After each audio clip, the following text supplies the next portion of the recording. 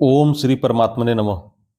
आज हम गीता के दूसरे अध्याय के 55वें श्लोक का अर्थ सहित श्रवण करेंगे। इस श्लोक में भगवान अर्जुन के प्रश्नों का उत्तर देना आरंभ करते हैं। श्री भगवान उवाच प्रजहाति यदा कामान्न सर्वान्न पार्थ मनोगतान आत्मन्यवात्मना तुष्ट स्थित प्रज्ञस्तदोच्यते। अर्थात, हे पृथानंदन, जिस काल में साधक मन में आई संपूर्ण कामनाओं का भली भांति त्याग कर देता है और अपने आप से अपने आप में ही संतुष्ट रहता है, उस काल में वह स्थिर बुद्धि कहा जाता है। व्याख्या। गीता की यह शैली है कि जो साधक जिस साधन कर्मयोग भक्ति योग आदि के द्वारा सिद्ध होता है, उसी साधन से उसकी पूर्णता का वर्णन किया जाता है। जैसे भक्ति योग में साधक भगवान के सिवाय और कुछ है ही नहीं, ऐसे अनन्य योग से उपासना करता है। अतः सिद्धावस्था में वह संपूर्ण प्राणियों में द्वेष भाव से रहित हो जाता है। ज्ञान योग में साधक स्वयं को गुणों से सर्वथा असंबद्ध एवं निर्लिप्त देखता है। अतः सिद्धावस्था में वह संपूर्ण गुणों से सर्वथा अतीत हो जाता है। ऐसे ही कर्म योग में कामना के त्याग की बात मुख्य कही गई है। अतः सिद्धावस्था में वह संपूर्ण कामनाओं का त्याग कर देता है। यह बात इस श्लोक में बताते हैं। प्रजहाति यदा कामान्न सर्वान्न पार्थ मनोगतान। अर्थात इन पदों का तात्पर्य यह हुआ कि कामना न तो स्वयं में है और न मन में ही है। कामना तो आने जाने वाली है और स्वयं निरंतर रहने वाला है। अतः स्वयं में कामना कैसे हो सकती है? मन एक करण है और उसमें भी कामना निरंतर नहीं रहती, प्रत्युत उसमें आती है। मनोगतान, अतः मन में भी कामना कैसे हो सकती है? परंतु शरीर, इंद्रियां, मन, बुद्धि से तादात्म्य होने के कारण मनुष्य मन में आने वाली कामनाओं को अपने में मान लेता है। जहाती क्रिया के साथ पुरा उपसर्ग देने का तात्पर्य है कि साधक कामनाओं का सर्वथा त्याग कर देता है। किसी भी कामना का कोई भी अंश किंचिन मात्र भी नहीं रहता। अपने स्वरूप का कभी त्याग नहीं होता और जिससे अपना कुछ भी संबंध नहीं है उसका भी त्याग नहीं होता। त्याग उसी का होता है जो अपना नहीं है पर उसको अपना मान लिया है। ऐसे ही कामना अपने में नहीं है पर उसको अपने में मान लिया है। इस मान्यता का त्याग करने को ही यहाँ प्रजहाति पद से कहा गया है। यहाँ कामान शब्द में बहुवचन होने से सर्वान पद उसी के अंतर्गत आ जाता है। फिर भी सर्वान पद देने का तात्पर्य है कि कोई भी कामना न रहे और किसी भी कामना का कोई भी अंश बाकी ना रहे। आत्मन्य वात्मना तुष्ट, अर्थात जिस काल में संपूर्ण कामनाओं का त्याग कर देता है और अपने आप से अपने आप में ही संतुष्ट रहता है, अर्थात अपने आप में सहज स्वाभाविक संतोष होता है। संतोष दो तरह का होता है, एक संतोष गुण है और एक संतोष स्वरूप है। अंतःकरण में किसी प्रकार की कोई भी इच्छा न हो, यह संतोष गुण है, और स्वयं में संतोष का अत्यंत अभाव है, यह संतोष स्वरूप है।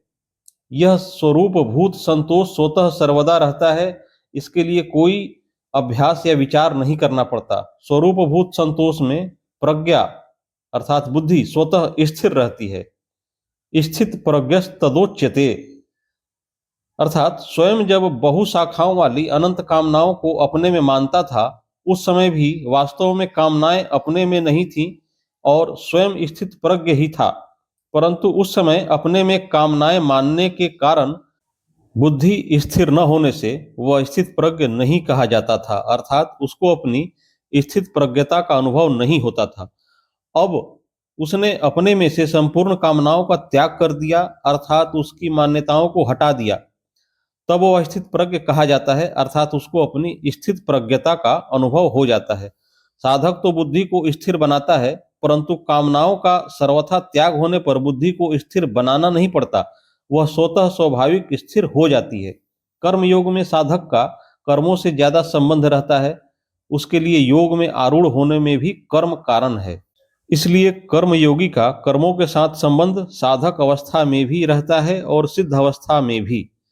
सिद्धावस्था में कर्मयोगी के द्वारा मर्यादा के अनुसार कर्म होते रहते हैं जो दूसरों के लिए आदर्श होते हैं। इसी बात को भगवान ने चौथे अध्याय में कहा है कि कर्मयोगी कर्म करते हुए निर्लिप्त रहता है और निर्लिप्त रहते हुए ही कर्म करता है।